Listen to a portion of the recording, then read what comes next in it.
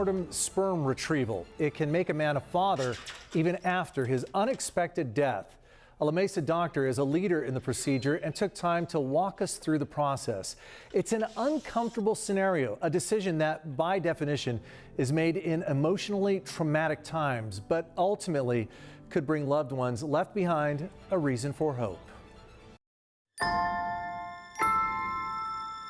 Male fertility and sexual medicine specialists in La Mesa is a one-stop shop. This is Dr. Bastuba's conglomerate of companies that he owns. They do everything from freezing sperm for future use to vasectomy reversals, even some fertility help for women. The work here is essentially about giving life. Each one has a story to tell. But the latest branch on the tree of practices is a little different: postmortem sperm retrieval. It can make a man a father after his untimely death.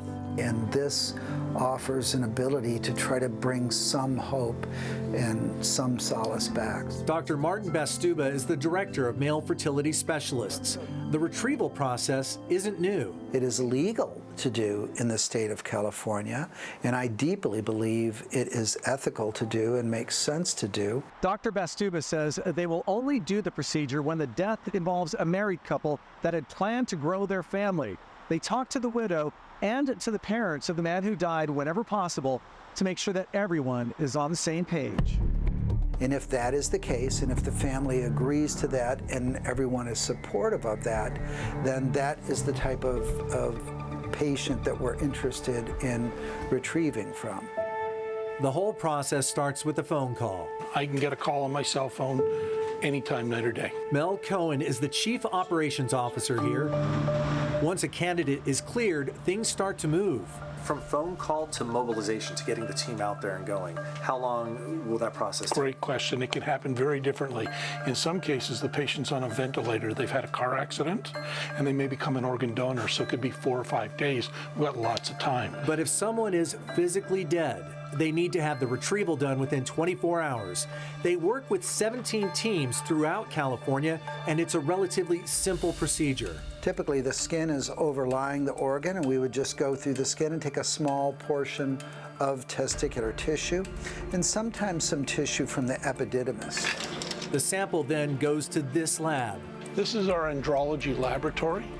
And in What's our andrology? Andrology is the study of male hormones and sperm. Okay.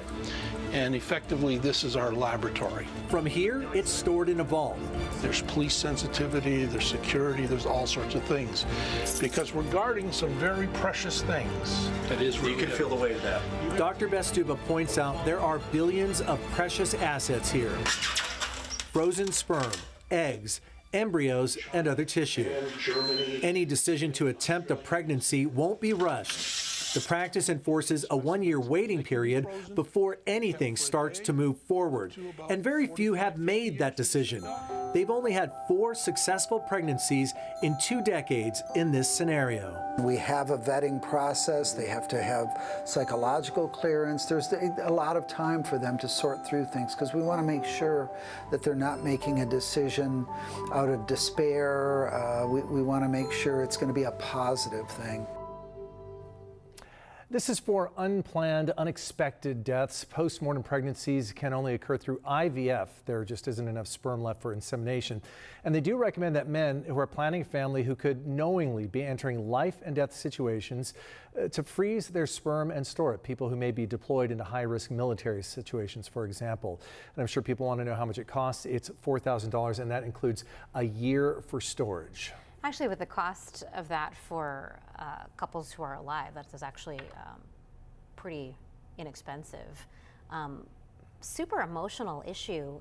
What are some of the legal challenges for the child? Well, it's legal in California, so the process is legal, but there are complications when it comes to certain financial issues, things like wills, trusts, and benefits. If those are issues that are going to be important to that child, those financial ramifications, they say that this is something that you should really consult with an attorney before you move forward on. And one last thing, yes, they are trying to figure out how to do it with women. They can't do it yet right now, I was thinking but they are working on a method to retrieve eggs in the same type of manner post-mortem. You know, it's a conversation that needs to be had among couples that feel strongly about this, and it's pretty amazing that we have the science that can do it. Yeah, it's, again, if you're going in high risk places, you should have a plan. If you're going to have a vasectomy, he recommends doing it because he's done a lot of vasectomy reversals to freeze sperm. But it is something that it's a last resort, but it's one that can bring some comfort. Yeah, some comfort, some beauty, right for each individual. So yeah, thanks for bringing that.